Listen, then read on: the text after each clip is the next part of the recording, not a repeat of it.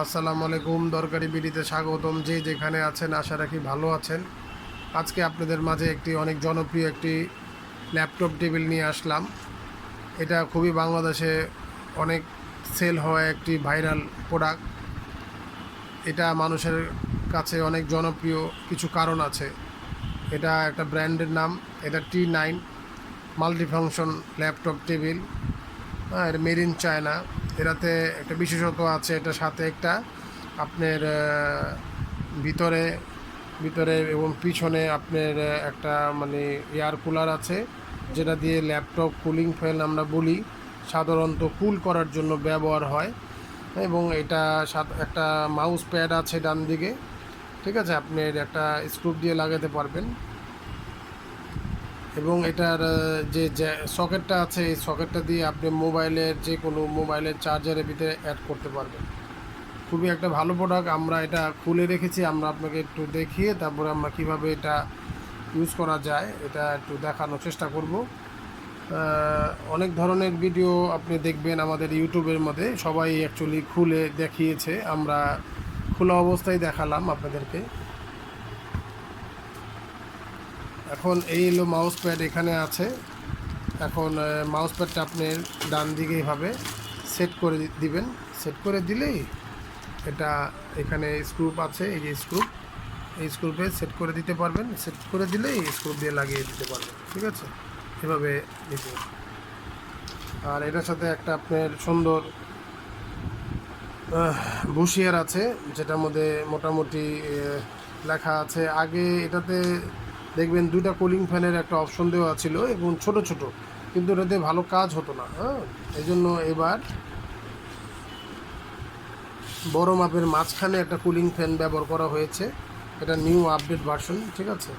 এবং আগে যে কুলিং ফ্যান ছিল দুটো ছোট ছোট, এখানে এটা দিয়ে ল্যাপটপ ভালোভাবে কভার করতো না, এই জন্য একটা বড় দিয়েছে, যেমন পুরাটা ল্যাপটপ পিছনের দিক দিয়ে কভার করতে পারে। এবং এটার কিভাবে কতটি অ্যাঙ্গেলে আপনারা এটা ইউজ করতে পারবেন এটা এখানে দেখিয়ে দেওয়া হয়েছে। আপনি যেভাবে আপনার ভালো লাগে সেভাবে আপনি এটা ইউজ করতে পারবেন। হ্যাঁ, আর এটা ইউজের জন্য আমরা আপনাকে দেখিয়ে দিচ্ছি কিভাবে এটা অবস্থায় থাকবেন। এটা হলো সেই ল্যাপটপ টেবিল।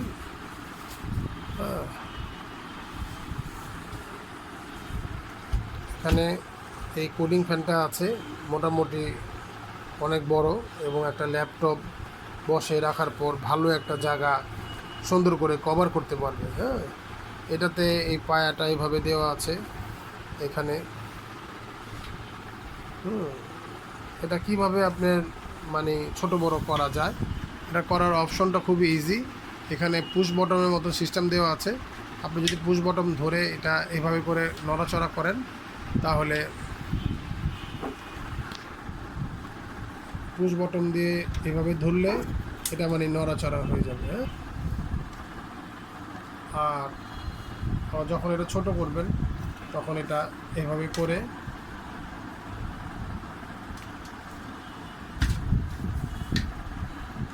এখন আমি এটা ছোট করছি আপনাদের। তো প্রথমে আমি দেখালাম এটা খোলা অবস্থা, এখন আমি বন্ধ করার অবস্থা দেখাবো। টিপ দিয়ে এটা ছোট করলাম, আবার এটা যখন ভিতরে পুশ করবেন তখন এটা ঘুরে যাবে, ঠিক আছে।